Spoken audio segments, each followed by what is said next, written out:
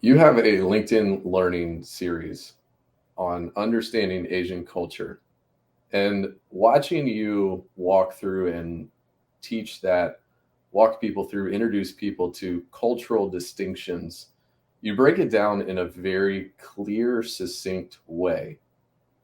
How did you get to that place of being able to build bridges like that? That is a good question, and I take that as high praise to call it clear and succinct, because that's never easy when you're trying to talk about very big, very complex and nuanced ideas.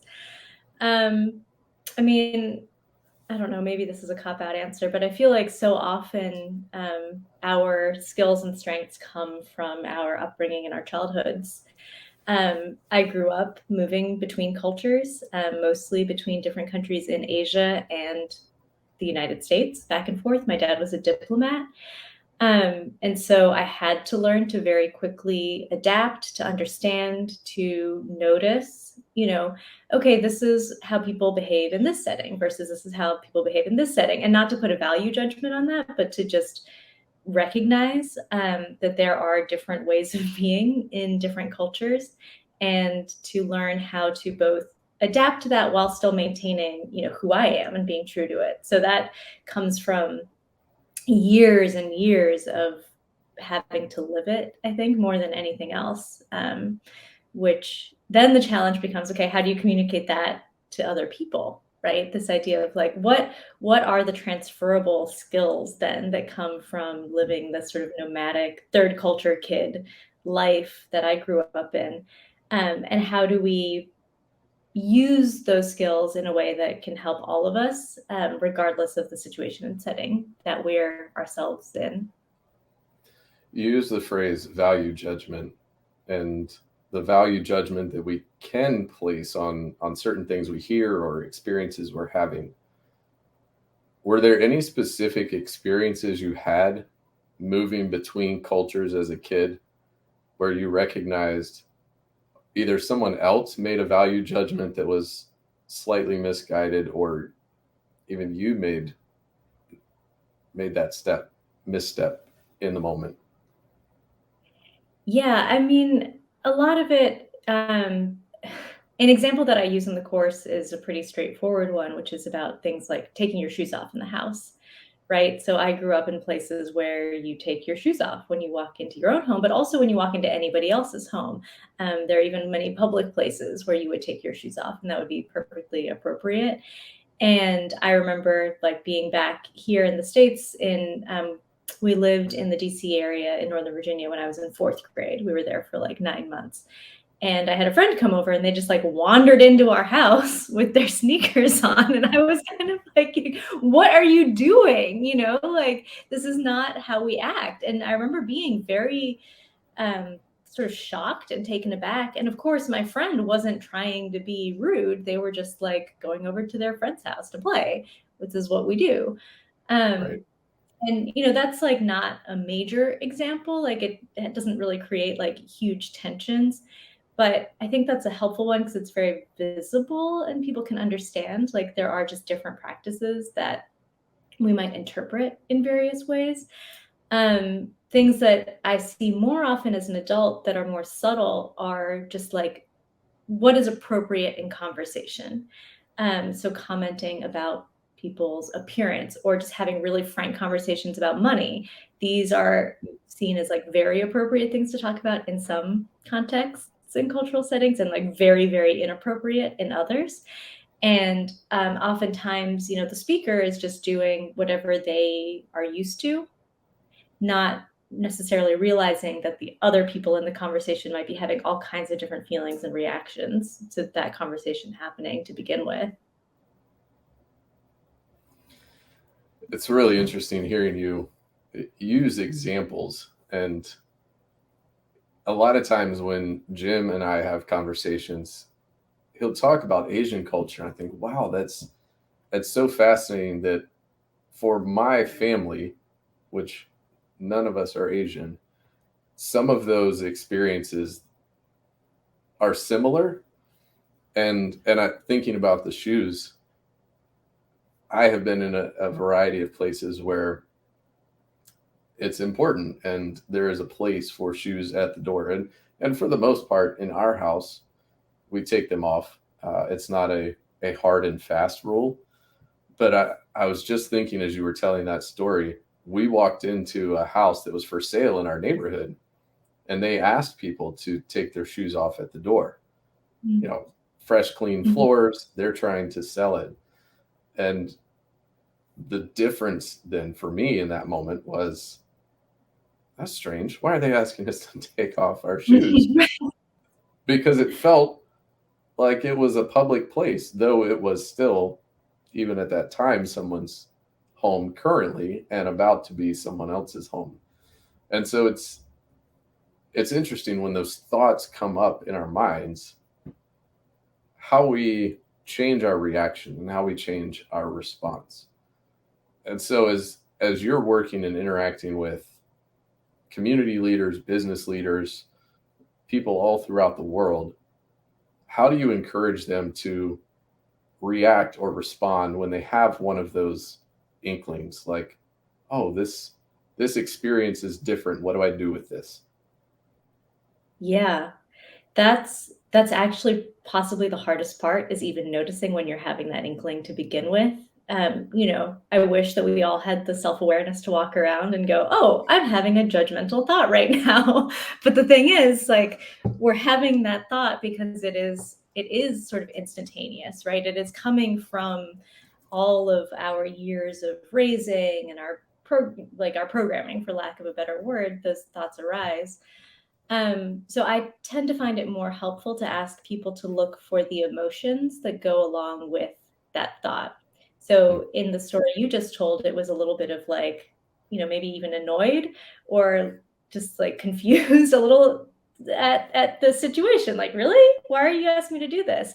And that feeling is often a good cue that there's some kind of judgmental thought going along. So a lot of the feelings that go along with it are annoyance, frustration. Sometimes it is anger if it's like a more extreme situation. Sometimes it can feel like hurt or shame if you feel like you are excluded from something or you're not really understanding what's happening. That can make you feel some type of way. And that can cue you to ask yourself, like, why am I having this feeling? Is it some kind of judgment happening? And then the next step I usually ask people to do is to differentiate the type of judgment, like helpful versus harmful judgment, which can be a strange concept for people. Like, what is helpful judgment? Um, and that's because sometimes there are things that we're judging that truly are bad things that are happening. So let's say you're at work and a coworker is like commenting negatively about somebody else's appearance, and you have that like annoyed feeling and you're judging that. Well, you're probably right to have a judgment about that, right? Like, maybe you need to talk to that person, or you need to go talk to a manager, or you need to seek out sort of a next step from it. Versus you're in that moment, um, you're in a meeting and your coworker gets right to business, right? They're not interested in the small talk that happens at the beginning of the meeting. How's your weekend? Blah, blah, blah, blah. They're just like right in it, and you feel annoyed by that. That might be more of like you harmfully judging the situation, because there are people who are raised in contexts where it is seen as rude or wasting time to do a lot of chitter chatter at the beginning of a meeting, that actually for them it is the more professional thing to go right down to business, right? They're not actively causing harm in that situation. And maybe what you need to do is have an explicit conversation as a group, like, these are the ways that we want to operate with each other so that we can all feel comfortable um, in this situation. It's one of the tools we talk about most often, and it's been interesting for me to begin having that conversation about time Mm. and how what gear we're in is the language we use related to culture. And so I Mhm. have a friend he's in Europe now. He was from the US, he's been in Italy, and he said the Italians are really good at that social side, whether it's in the personal life or in the work life. And there are other cultures that are the opposite, that go straight to work or straight to a focused, whether productivity or let me ask you the question and dialogue with you, but it's that middle space that is important. And so having language, like you said, Right. setting aside the time, let's understand this. And a statistic I heard last week is that in the healthiest teams over the course of a year, every person should speak the same amount of time. Mm-hmm. And I don't know about you, but most of the teams I've been in, that's not the case. Mm-hmm. And I heard a story this week about a team where the team is so off kilter. The leader drives the conversation, asks for feedback, and gets none, and continues talking, and then has to shut down the meeting because they're Mm-hmm. done. And that's just so hard. It's so hard for so many different reasons Yeah. when we aren't able to come to the table, literally at the table, and understand, experience each other for what we have to bring. Yeah. And it takes a lot of proactive thinking, right? Whether you're the leader of that situation or you are, just somebody who's there, who's trying to contribute. It you can't just expect a bunch of people who don't necessarily know each other well or know each other's work styles well, haven't necessarily built all the necessary trust for conversation. I said necessary a lot in that sentence, but to sort of underscore the point that it is necessary to do some of that relational groundwork and thinking about what are the processes and systems we're going to use to ensure that voices can be heard equitably across the course of a year or however long a group is convening and working together, because people have different needs. Um, and if you're not accounting for those needs, then either the person who is the loudest will dominate, or the person with the greatest positional power will dominate, or the person with most tenure, whatever it is, but there's some sort of imbalance that will not change without a lot of readjusting and strategic planning, um, which is something that I think many leaders, I'm sure you've had this experience in conversation too, are not trained around. That was definitely not my experience in leadership training, was like, you have to really not just learn how to run a meeting, you have to learn how to design and facilitate and then follow up from every meeting, one-on-one group interaction, because that's what's going to allow people to be able to be successful when you're not sitting in space together as well. Yes, it's so I'm going to rephrase that because I was going to say that, or I was going to make up a word. It's been so evident in our work how little those dynamics are taught. And Mhm. we become experts in some information, but those dynamics are not part of our educational system, our training, even management training or leadership training very often doesn't really get to those dynamics. One of our friends created a tool called the power dynamics, and looking at power dynamics truly coming from three different categories: our communication style and tendency, and how loud we are on a scale; number two, based on our role; and number three, based on everything about our presence, Mm. both appearance, physical presence. Someone who's tall and broad shoulders having a very different presentation or presence walking into a room than someone who's shorter, and yet that's not the only part of the power dynamic at play. Right. And it's really interesting to start to look at relational dynamics that way and understand how much of our I've always said how much our brain is trying to play tricks on us. But our friend Lawrence at the Society of Asian Scientists and Engineers conference, where you and I met, he hosted a session called Break Your Brain. And I just Mhm. love that phrase. It's not the route or the angle he took on that conversation, but I think so often there are ways we need to break our brain, break the way we're either wired or have a tendency to show up to be more inquisitive and understand, hey, my way is not always the way. Totally. As you were talking, it reminded me of, I used to coach new teachers. That was my job for many years. So people who had never taught before, moving to, in my case, the rural deep South, working in schools and, trying to become a teacher. And so like, how do you help people do this? And what I found was that this was not a hard and fast rule, but oftentimes the people who had been highly, highly successful in their subject area in college, had always been kind of a star of everything they had done, had the absolute hardest time adapting to their new setting and their new role, and to working with, 20 to like 150 young people who have all very different needs, very different personalities, very different temperaments. And you as the teacher have to be able to meet and address all of those different personalities at once in many cases. And it was often the people who had experiences as an outsider in the past, or as an underdog in the past, or who had had some struggles, who really thrived and were able to get their students to thrive faster. Now, everyone was able to learn the skills, right? Over time, like anything else, teaching is a thing that we can learn to do.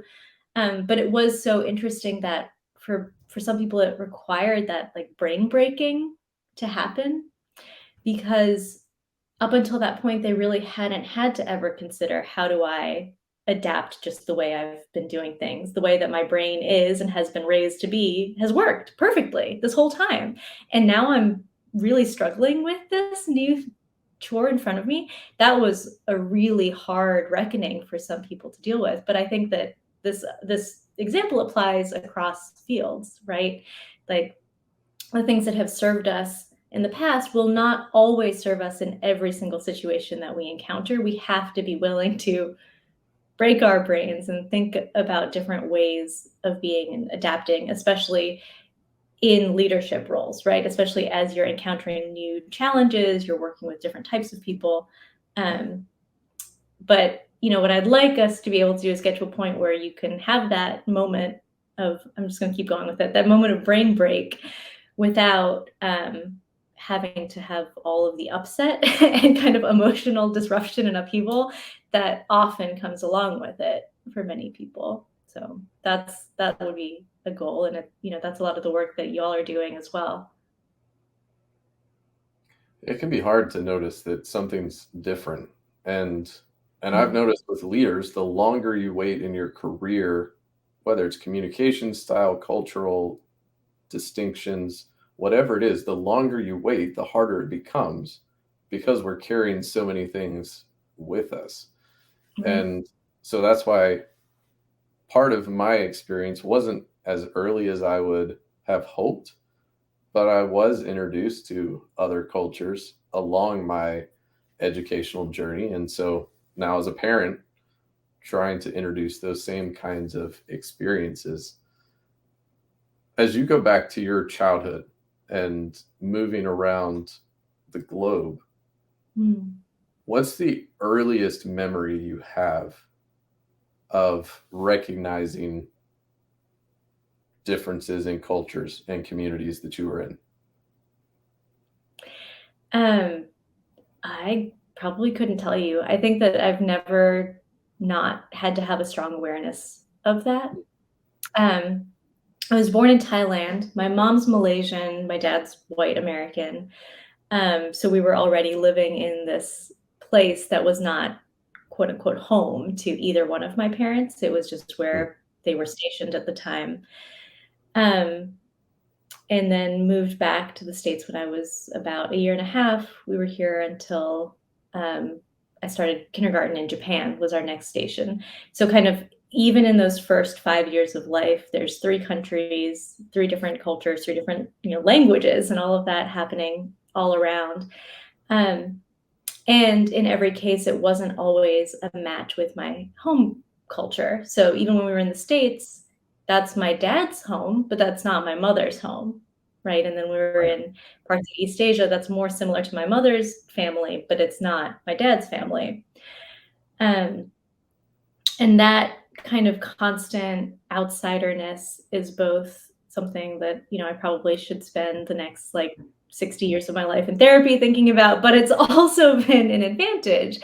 Because it's taught me to, have the humility to recognize that in most cases there is no one right way, um, or one only way to think about something, only one way to approach something. That in many cases there are normative ways of thinking and being, and we can put values on those normative ways of thinking and being, but that there's um, usually alternatives that can exist that don't have to be better or worse. They're just different. And so practicing just labeling something as simply different is helpful and is hard for people. It's really hard for people. Um, I grew up in these big cities mostly too. So Bangkok, Tokyo, Beijing.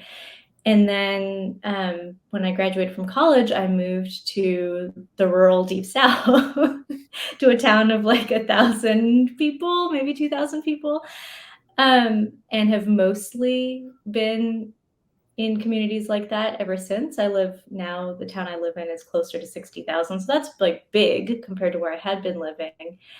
Um, but, people will ask like, well, how do you go from the life that you grew up in to living in Mississippi for basically your whole adulthood? Like, how does that make sense? But to me, it makes perfect sense, that the role of recognizing that every place has so much value, every place has stories, every place has beautiful people and contributions to our broader society. Why not be in a Mississippi, right? Like, why is having lived in Tokyo necessarily better or worse? It's just different. And these are skills that I hope we can transfer to the workplace too, right? Like, do we always have to say the biggest, shiniest, flashiest thing is better? Sometimes not, right? They serve different purposes at work. Is that high flying performer who can like really sell their skills always the person we want to put on any task? Sometimes they're great for a task, but not always, right? We have to be able to recognize difference and take it for what it is. And again, easier said than done, though. Yes, much easier said than done. It's interesting. Based on the work we've done, we focus primarily on communication styles, mindset, leadership, performance. And a lot of times what I see in leaders as they uncover, hey, this is how I'm truly wired. Now mix that with my culture, my community, my faith background, education background, all those dynamics, mix that all together. But a lot of times, some of the stereotypes that come out from any particular culture, I'm not going to name any one for the sake of exemplifying that one. But so often, when you really get to the heart of it, there is a motivation for why that communication style plays out in that way. And Right. and that becomes a disarming, as you said, it's a dynamic. It's not good, bad. It's just different. And so recognizing that dynamic for what it is helps us to see and recognize, oh, you see things differently than I do. You could actually help me, and Right. together we can accomplish more because we're less likely to fail when we're recognizing and allowing for each perspective as we're building something great. But in this world where we think, well, it's either or, win Mhm. or lose, different and moving slow doesn't often pay off. Right. Well, there are studies. This one's pretty often cited, but it was a few years ago. I think it was McKinsey did this study that showed that there's up to a 35% performance advantage for diverse companies as opposed to more homogenous ones. And that advantage, one, like diversity is not just for a business advantage, right? It's not just for bottom line, it is also good for us and good for people. So I think that sometimes quantifying these things just in a strictly monetary way can be a little sticky. But kind of at the root of that finding, though, is that it's not just about having diverse people in the room.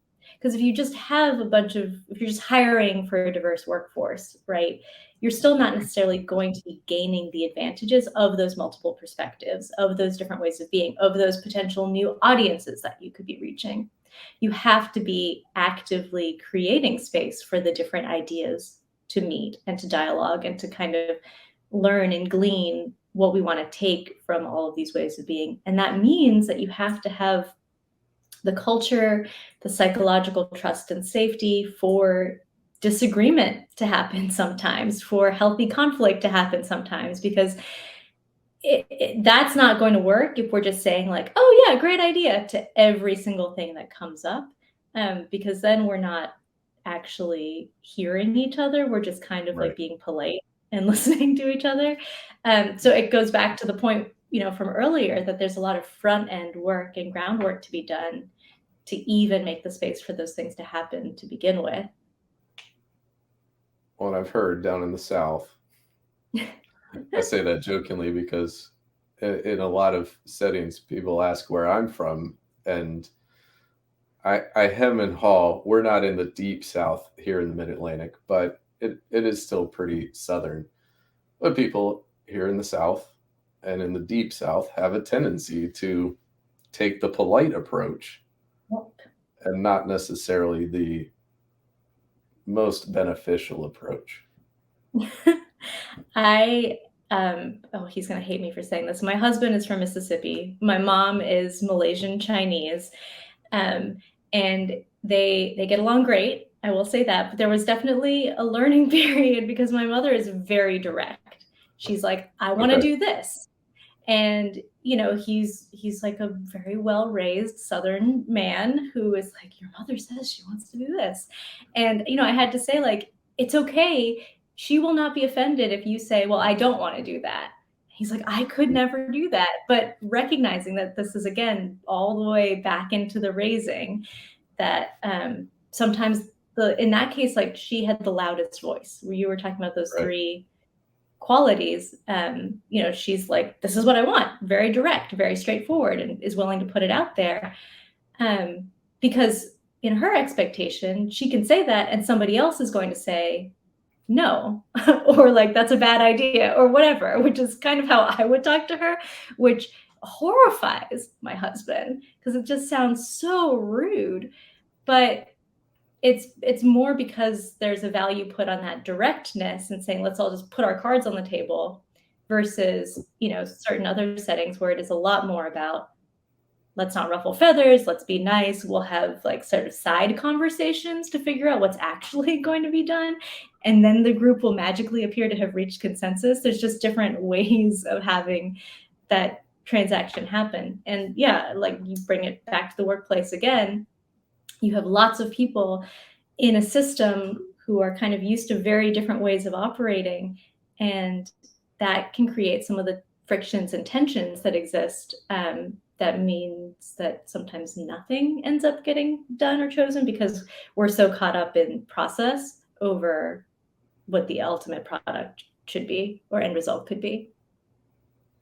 You talked a little bit about what home life is like at the intersection of Asian culture and life in the Deep South.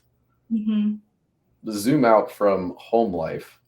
What was it like for you to transition into a culture that has had its own tensions between different cultures going back decades? That is a big question, Aaron, and a really good question.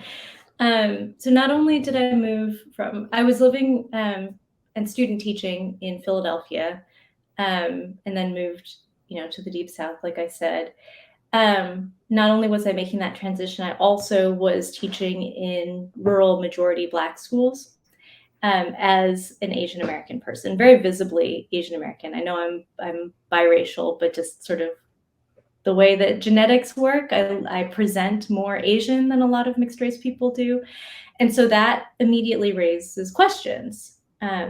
There are Asian American people in the Deep South. That's kind of a stereotype we have, that it's just sort of a black versus white or black and white region. There is other, there's indigenous people, there's Latina people, there's Asian people, lots of other folks, but by and large, that perception is true. So the towns and places that I've lived in were by and large, 50% white, 50% black. And then here's like this Asian person who shows up, and not everyone knows what to do with that.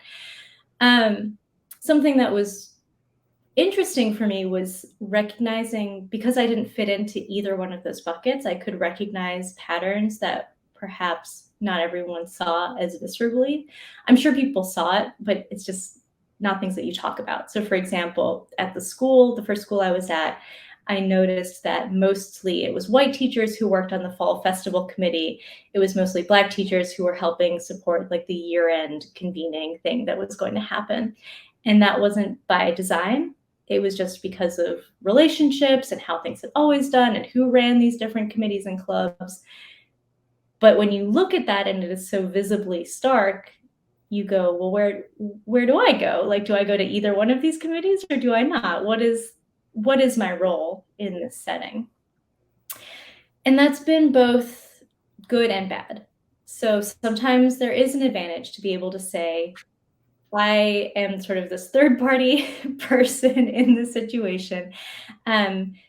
Sometimes people are more willing to listen to my interpretation of the set of whatever is happening, because they don't see me as being as like deeply personally maybe invested in, I hate to use this language, but like in one side or the other. Right. And that is good. And I try to use that to the best of my ability, right? So how do I advocate for voices that might not be heard as often? How do I use my knowledge of the history of Chinese Americans, for example, to elevate the stories of Black Americans, of Indigenous Americans? There's so many intersections between all of our histories that being able to speak coherently about my background, my people, can help people maybe hear other perspectives as well.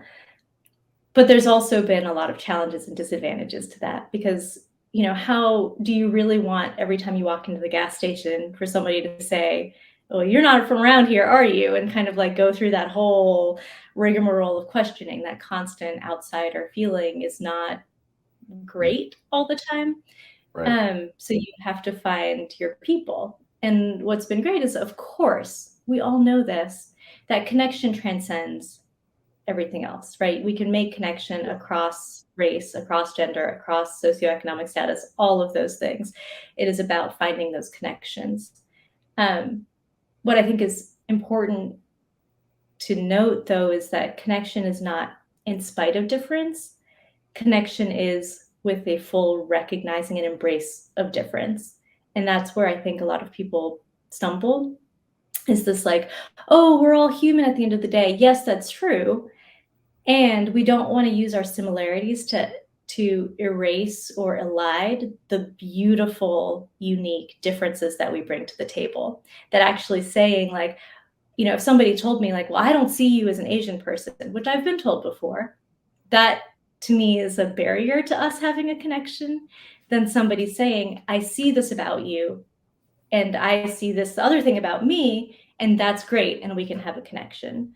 I don't know if I'm articulating that distinction well enough, but it's one that I think about quite often. Like, how do we hold similarity and diversity at the same time? I don't think we have to treat them as mutually.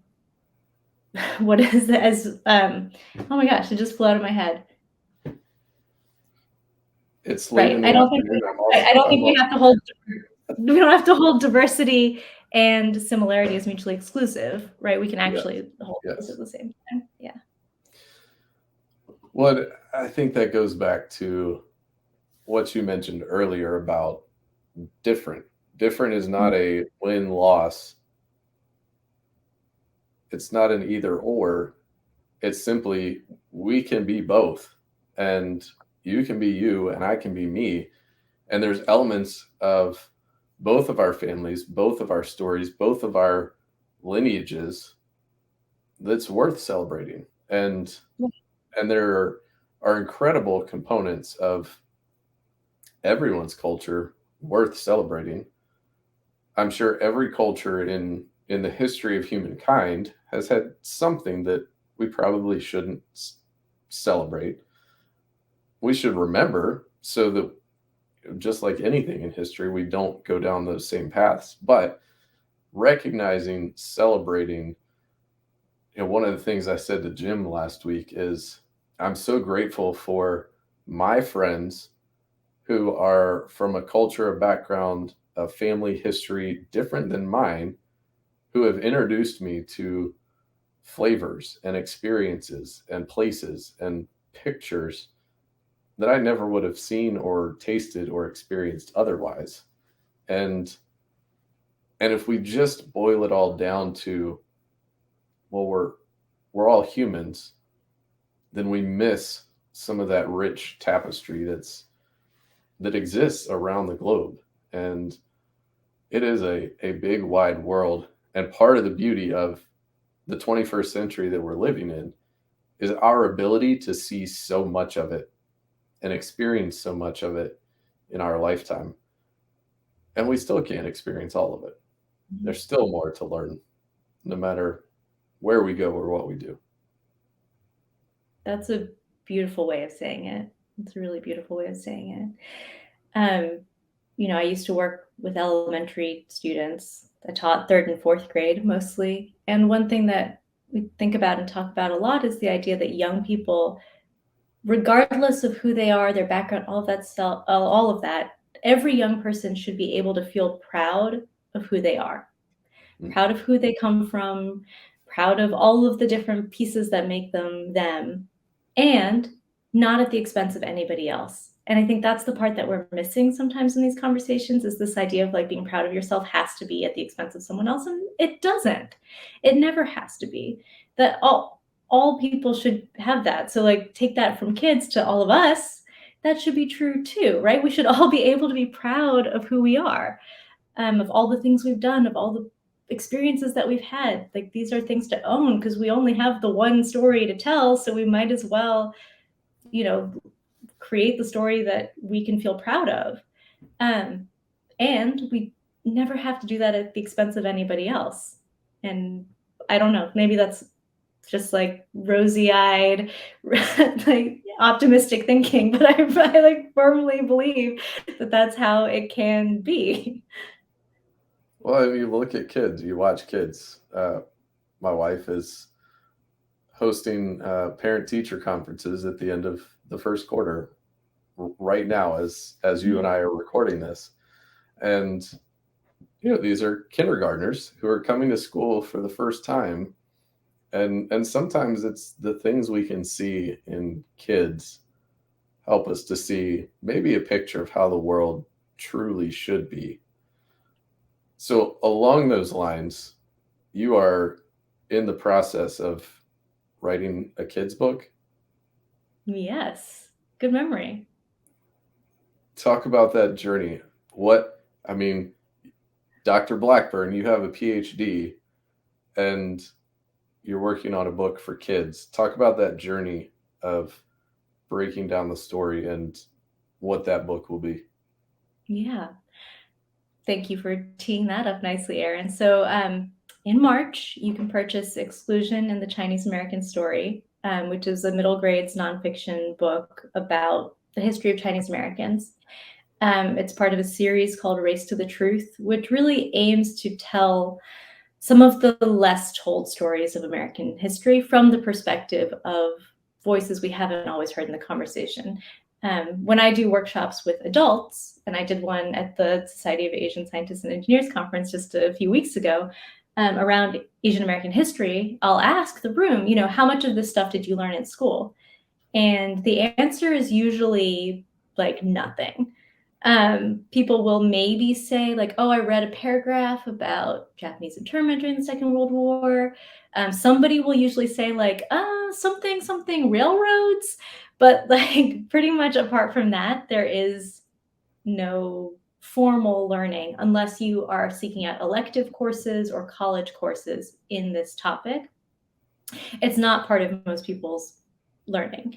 So, okay, we have if somebody is going to sort of undo that, where do we start? And I think writing for a young audience is wonderful. One, because kids can understand these concepts so much more than I think sometimes we give them credit for.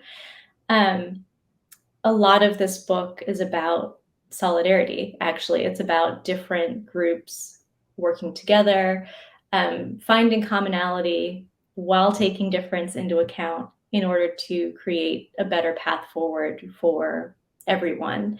And I think that these are role models who kids haven't necessarily heard about, but I want young people to be able to see themselves if they haven't in the past. So people like me, I didn't get to read these stories when I was young, but also for people who don't identify as Asian or as Chinese American, to recognize that you could have a role model who looks like that too, who has that background too.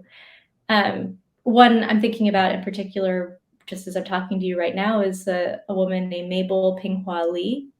When she was a teenager in New York City, she became a strong advocate for women's rights to vote. So this is early 20th century. Women didn't legally have the right to vote yet. She met with some white suffragists and sort of talked about how she really firmly believed in their cause. And so when she was, I think, just 16 years old, they have her on a horse leading this march through New York City for women's rights to vote. And, we know that now women can vote, right? Like that there was change that came out of this movement. And yet we don't know the story of this one young Chinese American woman who was in that world, who was advocating alongside others. Now, sadly, most of the record suggests that Mabel herself never actually got to vote because she was Chinese. And this is the era of the Chinese Exclusion Act it doesn't seem that she ever got her US citizenship. And so without her citizenship, she wasn't able to exercise that right herself. So there's both this like wonderful win and victory in that story, but also this sense of the fight that still needs to happen, the struggle that needs to happen. And again, I think young people being able to see these stories and place themselves in this legacy and say, okay, well, then I want to be the person riding that proverbial horse, leading the charge for whatever this thing that I believe in to expand rights to more people. I think that's a very compelling way to think about how do we have our society achieve its ideals that it set out to hold from the very beginning. Right now I'm working on a fiction novel as well, though, which has been a really cool experience, although very daunting and very intimidating. Also for a similar age group. So middle grades is like 9, 10, 11-year-olds. And I find that there's a lot of great literature in that age group, but there's a pretty stark jump between kids' novels and then YA. And so thinking about what in that middle age, when you're trying to really figure out who you are, what the world is, how do we use storytelling to cultivate feelings of belonging, to cultivate ideas of friendship? There's not so much a hard and fast like message and learning takeaway from this piece, but it's been in some ways an even more enriching experience because it's getting in touch with the humanity that exists in all of us as adults and thinking about, okay, what are the children inside of us? How do we nurture those spirits so that they can grow up into, healthy, happy, thriving adults as well? I was the dad of two 9 and 11-year-olds. It's exciting to think that these kinds of books are on the shelves, coming to the shelves soon. We'll link to both. We'll link to you and the pre-order for the first one in the show notes at newgenerationleader.fm. But I can't wait for my girls to read both of those along the way. And I think there's something about young people that we can all learn from that can help us see. So like I said, with kindergartners, with older kids, there are things that we can see in them and ways that they can help us see what the world could be that maybe we didn't see when we were growing up, that they can see, and we can all learn from that and hopefully make the world a stronger, better place. Mm-hmm. So, Sarah, how can people connect with you beyond ordering the book? What's the best way for people to find you and follow your work online? Yeah, you can find me at Sarah-Soonling on pretty much everything. SarahSoonling. My parents were doing the most when they named me. My first name, legal first name, has 3 capital letters and a hyphen, which, the TSA really loves that, going through airport security. But it does mean that, that handle is pretty much available on everything. So anywhere that you find Sarah-Soonling, that's me. Also, you can find me at sarah-soonling.com if you want to check out other work that I've done, find my LinkedIn Learning courses, or also just schedule whatever way I can help you with the things that you're working on. You can find me there at that website. Much easier for you than for me, Aaron Lee. I can never get my name anywhere. So it's when I can get it, I get it. But I think that's only happened once or twice.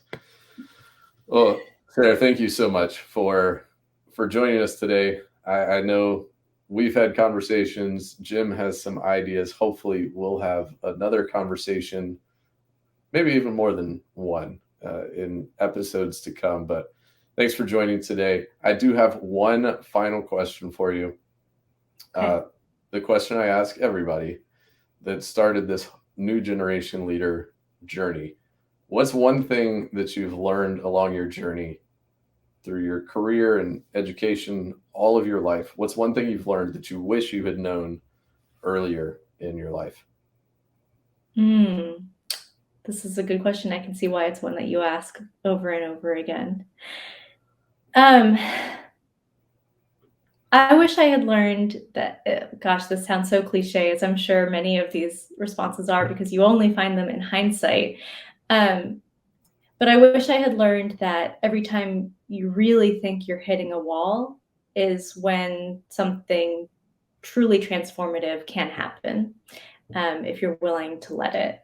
So, rather than running away from situations or from shutting down or just trying to bear it, thinking about how do you move around that wall, have created some of the best opportunities that I've ever encountered.